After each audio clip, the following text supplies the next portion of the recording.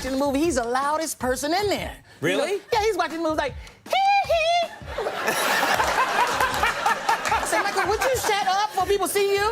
The movies, both of us like going to the movies. So we go to the movies, but it's hard because Michael got to sneak in the movie right before it starts. So Michael come in there like with a ninja suit on, he's hiding and all black. All of a sudden, I'm sitting there, well, where's Michael? And then I turn around, he's like, hey, Chris. I'm like, oh, man.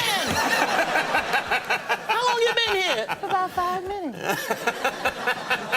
When Chris Tucker is in the room, keeping a straight face is practically impossible. These are his funniest moments. What is your family's reaction to your success? Oh, they all quit their jobs when they found out I was making $20 million a year. They said, we rich. I was like, no, I'm rich. You get your jobs back before it's too late. Is Donald Trump your president? What, do you consider him your president? Start with. Do you mean Donald? Are you serious? Believe me. Believe me. I know Chris Tucker. He's a great comedian, great guy. I like him. It's true. I do like him. I met him. I didn't say much, but I said hello. Believe me. Chris can impersonate just about anyone, and every so often it lands him in trouble. So I went to Africa one time with Bill Clinton. He invited me to Africa, man. He invited me. He said, Tucker, you want to go to Africa with me? I think you'll like it. You're black. I'm black. I think you'll like it. So I started doing the impressions, man. Everywhere we went, he wanted me to do them. We in little parties at night. Tucker, come do me. Come do me. Come on over here. Every country we went to, finally I got tired. We got to Nigeria. He wanted me to do it in front of the president of Nigeria. He said, Tucker, come on. Come do me. Come do me. Don't act like that. Come on. I said, Mr. President, I'm tired. You know, it's been a long trip. Maybe I won't do it this time. Tucker, come on now.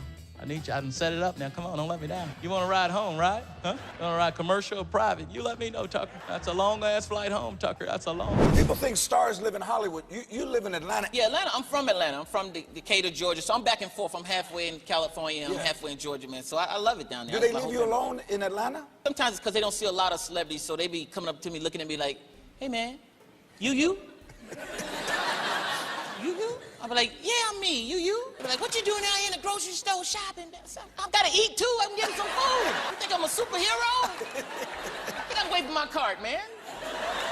When you operate at the level of Michael Jackson, a simple trip outside turns into a full-blown operation. As Chris found out, Michael didn't always see it that way. We did. One time we went to a mall. We was out. Michael wanted to go to the record store or something, and he forgot he was famous. He was like, I gotta go to the mall. Go to the mall. And we finally said, Michael, you can't go in the mall, man. You forgot who you are. He said, well, let's go. And it was only thing was in the car was a Spider-Man mask. So Michael said, I'll put this on. We'll go in and we get. I said, Michael, you can't do that. Spider-Man ain't gonna just be walking through the mall. Ain't nobody. They gonna know it's you, Michael. He's like, no, he won't. Chris, it'll work. It'll work. We go in the mall, and he was getting away with it until people figured it out, because I was with him, and he was like, Chris, is that Michael Jackson in that Spider-Man mask?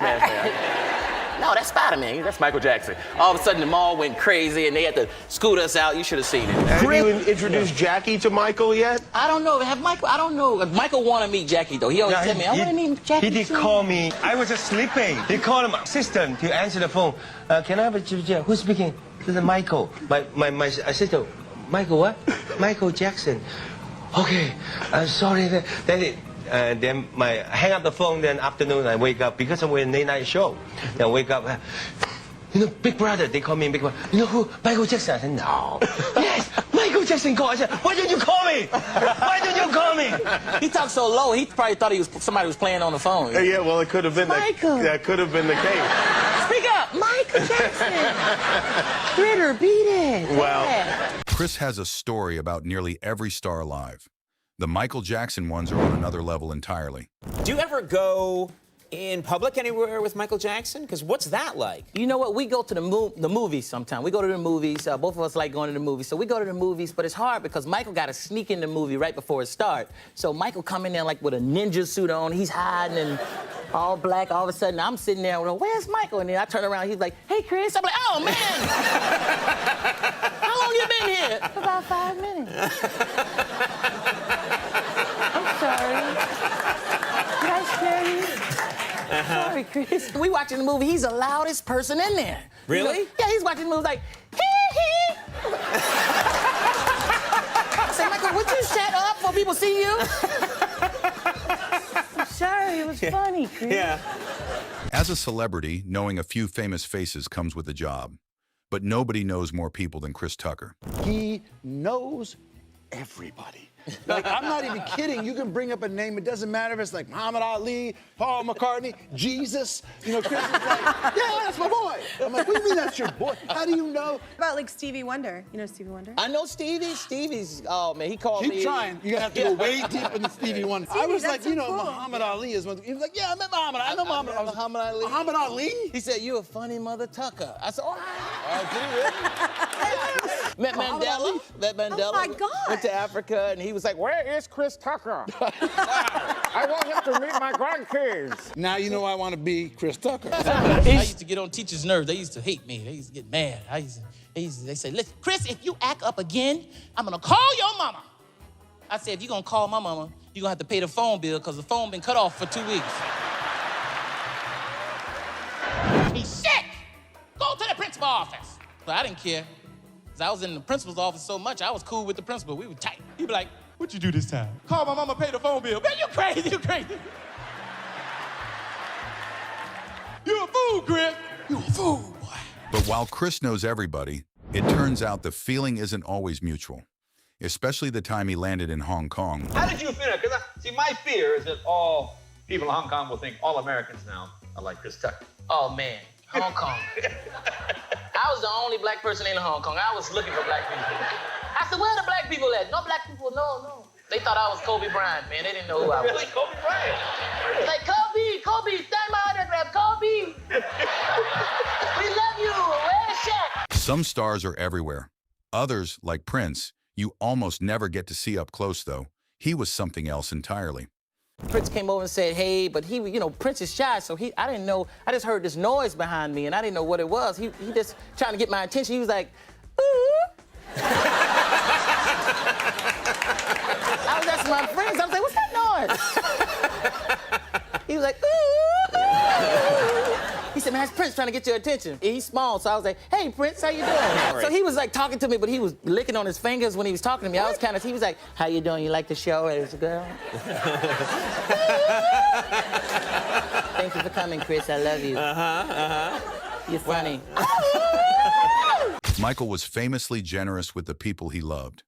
And Chris was about to find out just how generous Michael could be. He would give you anything if you liked something. Like I was just complimenting a flat screen TV he had, and he gave it to me. I was like, Michael, I didn't want the TV. But then the black came out of me. I started liking everything after that. I was like, I said, Mike, I like that Rolls Royce. That's a bad Rolls Royce. Not the old one, the new Rolls Royce, right there.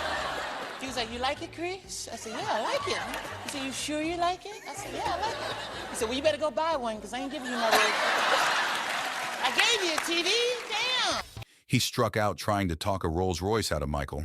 But Charlie Sheen's Ferrari, that one barely took any effort. Charlie let me borrow his Ferrari, man, when I was like, I don't know, 24 or something like that. It's like, Charlie, let me borrow your Ferrari. He was like, okay, sure. I was like, what? I kept that Ferrari so long, he forgot I had it. He was like, do you have my Ferrari? I said, I think I do. He said, you want to bring it back? Okay. Once the money started rolling in, Chris made a few classic beginner mistakes. This one might be the best.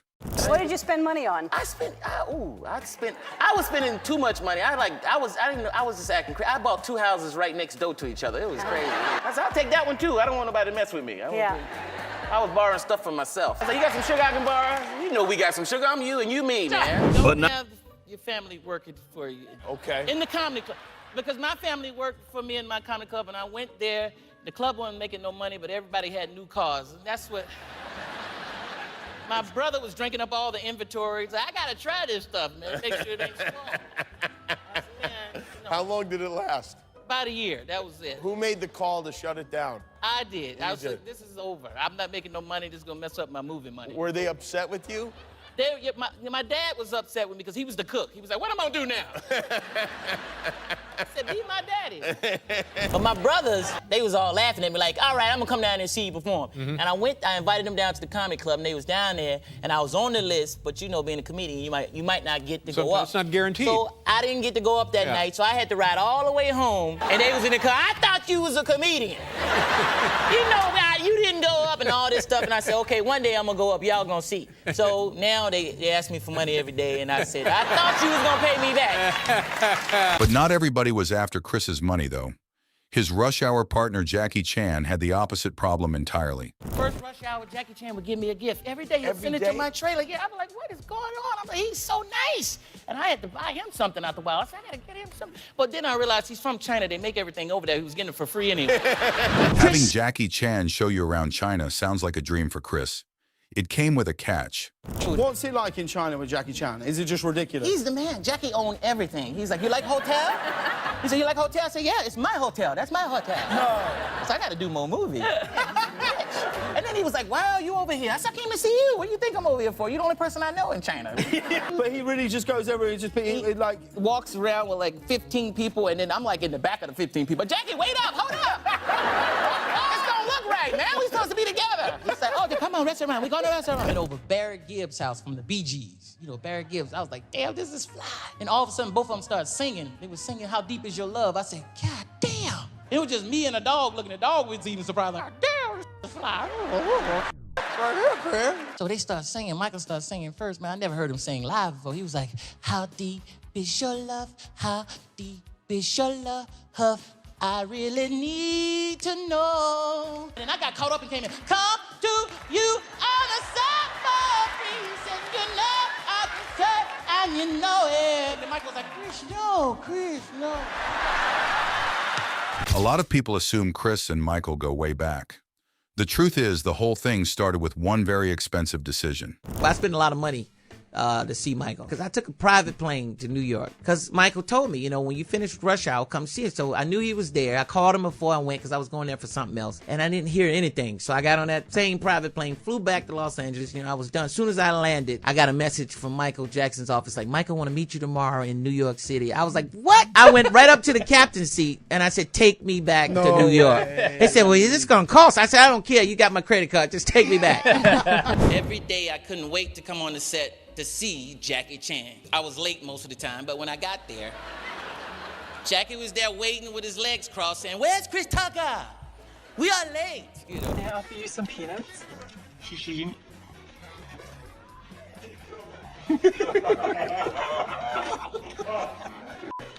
Need shishi?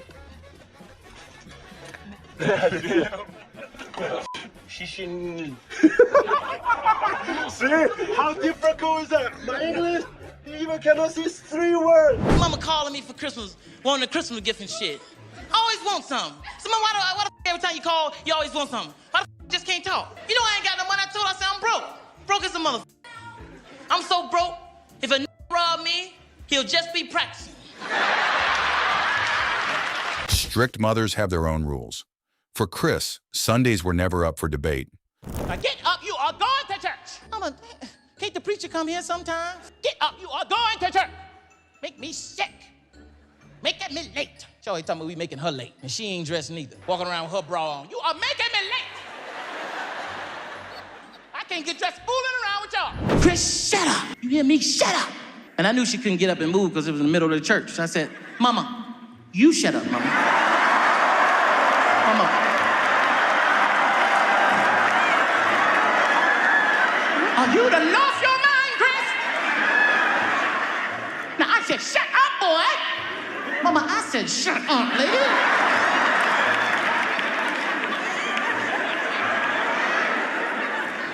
You wait till after church. You wait till after church, Chris. Now, Mama, you wait till after church, Mama. You hear me? You wait till after church, Mama. You don't think somebody no breakfast? Oh, you done went crazy, boy. My mama so mad at me, they thought she was shouting. She mad at me. Oh, Lord, I'ma get him, Lord, I'ma get him.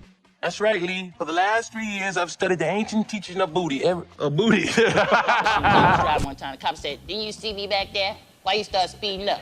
I said, because you was catching up. That's why I started. You stupid stuff. Pay this ticket. Yo, you paying for me. I just throw the tickets out there when they get mad. I think cops are childish. Hiding in the woods waiting for somebody to speed, that's childish. Tired of talking to squirrels and birds. They want to pull you over and talk to you. That's all they want to do is talk. That's all they Why want. you ain't got your seatbelt on? Because I want to die. I want to die. you think I ain't got on? I forgot it. If you care about me, don't give me a ticket. Let me go. Just tell me to put it on. They don't care about you. Sometimes you date, you think you date a little younger than you think that's cool. That ain't cool, man. Because this new generation, something wrong with them. I don't know what's wrong. I'm serious. I was dating this girl, and it was going good. You know, I thought it was cool. I said, this is going to be good. And we got close. It was wild, and we started making love, and I was like, this is good. She might be the one. She might be the one. And I opened up my eyes, and she was tweeting. I said, what the hell you doing tweeting? What is wrong with you? Put that damn phone down. You are rude as hell. She's like, people need to know what you're doing. I said, no, not this, no. I took the phone. I said, what the hell you tweeting? Talking about Chris handling his business. I said, you can tweet this, but that's it. That's all. What the hell is wrong with you?